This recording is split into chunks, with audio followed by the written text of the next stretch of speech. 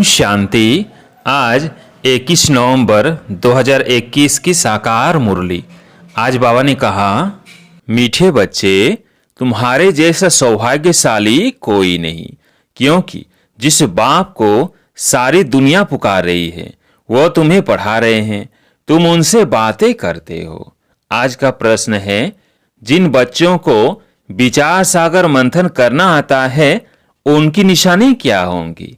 उत्तर है, उनकी बुद्धि में सारा दिन यही तात लगी रहती कि कैसे सबको रास्ता बताए, कैसे किसका कल्याण करे। वो सर्विस के नए नए प्लान बनाते रहते हैं। उनकी बुद्धि में सारा ज्ञान टपकता रहता है, वे अपना टाइम वेस्ट नहीं करते। ओम शांति। बच्चों के आगे निराकार परमपिता परमात्मा बोल रहे हैं। यह बच्चे ही जानते हैं।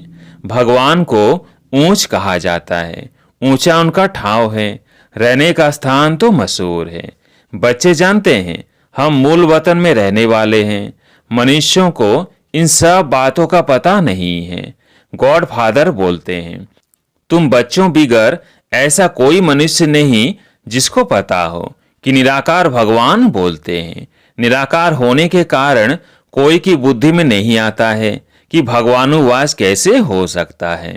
पता न होने के कारण गीता में कृष्ण का नाम दे दिया है।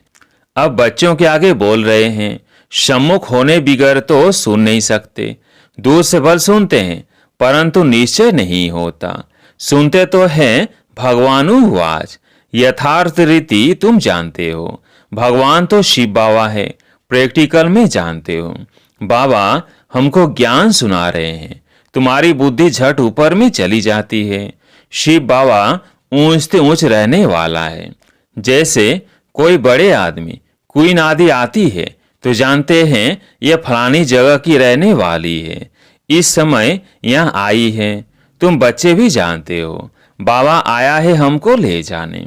हम भी बाबा के साथ वापिस जाएंगे। हम परम धाम के रहने वाले हैं।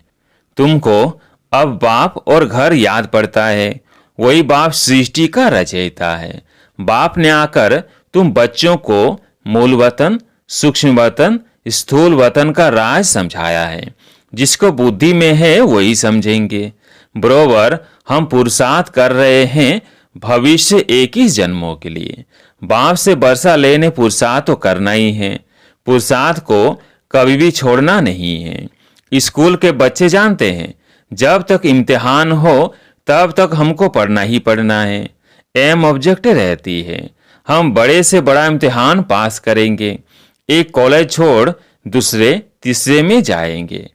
मतलब तो पढ़ते रहना है। बड़े आदमी का बच्चा होगा तो जरूर बड़ा इम्तिहान पास करने का ख्याल होगा। तुम जानते हो हम बहुत बड़े बाप के बच्चे हैं। दुनिया में किसको पता नहीं है हम शिव बाबा की संतान हैं। तुम बहुत बड़े ऊंच ऊंच बाप के बच्चे हो, बहुत बड़ी पढ़ाई पढ़ते हो। जानते हो यह ऊंच ऊंच पढ़ाई है, पढ़ाने वाला बाप है तो कितना उमंग और खुशी में रहना चाहिए, यह किसको भी समझा सकते हो। हम बहुत बड़े थे बड़े बाप के बच्चे हैं। बहुत बड़े सदगुरु की मत पर हम चलते हैं। टीचर की गुरु की मत पर चलना होता है ना, उनको फॉलोअर कह देते हैं। या बाप की मत पर भी चलना है, टीचर की मत पर भी चलना है, तो गुरु की मत पर भी चलना है। तुम जानते हो वो हमारा बाप टीचर सदगुरु है, उनकी मत पर जरूर चलना है। यह तो एक ही है, ऊंच तो ऊंच है शिव बाबा। वो बोलते हैं, बाबा बच्चों से पूछते हैं। शिव बाबा बोलते हैं, अच्छा शंकर बोलते हैं, ब्रह्मा बोलते हैं, विष्णु बोलते हैं। किसी ने कहा शिव और ब्रह्मा बोलते हैं, विष्णु व शंकर नहीं बोलते। विष्णु के दो रूप लक्ष्मी नारायण कहते हो तो फिर क्या बोलते नहीं हैं? गूंगे हैं, ज्ञान नहीं बोलते। हम ज्ञान की बात ही नहीं करते, बोलने की बात पूछता हूँ। विष्णु लक्ष्मी नारायण बोलते हैं, शंकर नहीं बोलते, वो ठीक है। बाकी तीनों क्यों नहीं बोलेंगे? विष्णु के दो रूप लक्ष्मी नारायण हैं तो जरूर बोलेंगे ना। मनुष्य शिव बाबा के लिए समझते होंगे कि वो निराकार कैसे बोलेंगे। तुम बच्चे जानते हो शिव बाबा भी इसमें आकर बोलते हैं। ब्रह्मा को भी बोलना होता है। एडाप्टेड है ना। सन्यासी लोग भी अपना नाम सन्यास के बाद बदली करते हैं। तुमने भी सन्यास किया है तो तुम्हारा नाम बदलना चाहिए। पहले बाबा ने नाम रखे, परंतु देखा कि नाम रखे हुए भी मर पड़ते हैं। आश्चर्यवश सुनंती कथंती भागंती हो जाते हैं। इसलिए कितने नाम रख, कितने का रखे। आजकल तो माया भी बहुत तेज है। बुद्धि कहती है जब लक्ष्मी नारायण का राज्य था तो उसको विष्णुपुरी कहा जाता था। ये एम ऑब्जेक्ट बुद्धि में है। विष्णु के दो रूप लक्ष्मी नारायण राज्य करते हैं तो बोलते क्यों नहीं होंगे। बाबा यहाँ की बात नहीं करते हैं। मनुष्य तो कहेंगे निराकार कैसे बोलेंगे। उनको ये पता ही नहीं है कि निराकार कैसे आते हैं। उनको पतित पावन कहते हैं। वो ज्ञान का सागर भी है, चैतन्य भी है, प्यार का सागर भी है। अब प्यार प्रेरणा से तो होता नहीं है। वो भी इसमें प्रवेश कर बच्चों को प्यार कर सकते हैं ना। तब कहते हैं हम परम पिता परमात्मा की गोद में आते हैं। बस बाबा तुम ही से खाऊं, तुम ही से सुनूं। बुद्धि उस तरफ चली जाती है। श्री कृष्ण बुद्धि में नहीं आता है तो बाप बच्चों को बैठ समझाते हैं तुम्हारे जैसा सौभाग्यशाली कोई है नहीं। तुम जानते हो हम कितने ऊंच पाठधारी हैं। यह खेल है ना। इसके पहले तो तुम कुछ नहीं जानते थे। अभी बाप ने प्रवेश किया है तो ड्रामा प्लेन अनुसार ओम द्वारा सुन रहे हैं। बाप कहते हैं मीठे मीठे बच्चों तुम जानते हो बाबा निराकार है। वो हम आत्माओं का बाप है। ये बातें कोई भी शास्त्र आदि में लिखी हुई नहीं है। अभी तुम्हारी बुद्धि विशाल हुई है। स्टूडेंट पढ़ते हैं, बुद्धि में सारी हिस्ट्री ज्योग्राफी आ जाती है, परंतु यह किसकी बुद्धि में नहीं है। बाबा कहाँ है यथार्थ रीति तुम बच्चे ही समझते हो और प्रैक्टिकल में वो खुशी है। बाबा परम धाम से आते हैं, हमको पढ़ाते हैं। सारा दिन आपस में यही रूरियान होनी चाहिए। शिवाय इस ज्ञान के बाकी सब है सत्यानाश करने वाली बातें। शरीर निर्वाह अर्थ तुमको धंधा आदि भी करना है और साथ साथ यह रूहानी सर्विस भी। तुम जानते हो बरोबर यह भारत स्वर्ग था। इन लक्ष्मी नारायण का राज्य था। जो भी देवताओं के चित्र हैं उनका यथार्थ ज्ञान बुद्धि में आ गया है। नंबर 1 लक्ष्मी नारायण का चित्र उठाओ, विचार करो। बरोबर यह भारत में राज्य करते थे तो एक ही धर्म था। रात पूरी हो दिन शुरू हुआ, अर्थात कलयुग पूरा हो सतयुग शुरू हुआ। कलयुग है रात, सतयुग है सुबह। विचार सागर मंथन करना है कि इन्होंने यह राज्य कैसे पाया। जैसे कहा जाता है सागर में पत्थर डालो तो लहरें उठेंगी, तो तुम भी पत्थर मारो, मनुष्यों को समझाओ, यह ख्याल करो। भारत में देवी देवताओं का राज्य था ना, जिन्होंने ही फिर भक्ति मार्ग में मंदिर बनाए हैं, जिसको फिर लूट गए हैं। कल की बात है। अभी भक्ति मार्ग है तो जरूर उसके आगे ज्ञान मार्ग होगा। यह सब बातें अभी तुम्हारी बुद्धि में हैं। बाप भी आकर अपनी जीवन कहानी बताते हैं। तुमको यह याद क्यों नहीं पड़ती है? बाबा आ करके हमको यह सारी नॉलेज सुनाते हैं। समझ भी चाहिए ना, किसको भी यही बातें सुनाओ। यह चित्र है एम ऑब्जेक्ट। यह लक्ष्मी नारायण तो सबसे बड़े किंग क्वीन हो गए हैं। भारत स्वर्ग था ना, कल की बात है। फिर इन्होंने यह राजगद्दी कैसे गंवाई। अपने बच्चे भी भले ये सब सुनते हैं, परंतु कभी बुद्धि में टपकता नहीं है। बुद्धि में याद भी नहीं आता। अगर याद आता है तो औरों को भी समझा सकते हैं। है तो बहुत सहज। तुम यहाँ आते हो लक्ष्मी नारायण जैसा बनने। समझाया गया है 5000 वर्ष की बात है। इससे लॉन्ग एगो कोई होता नहीं। सबसे पुराने तो पुराने भारत की कहानी यह है। रॉयल्टी में सच्ची सच्ची कहानी यह होनी चाहिए। सबसे बड़ी कहानी यह है, इनों का राज्य था, अभी वो राज्य है नहीं। जरा भी किसको पता नहीं है। तुम्हारी बुद्धि में नंबर वार टपकता है। बाप कहते हैं मुझे याद करो, वो भी पूरी रीति कोई याद नहीं करते हैं।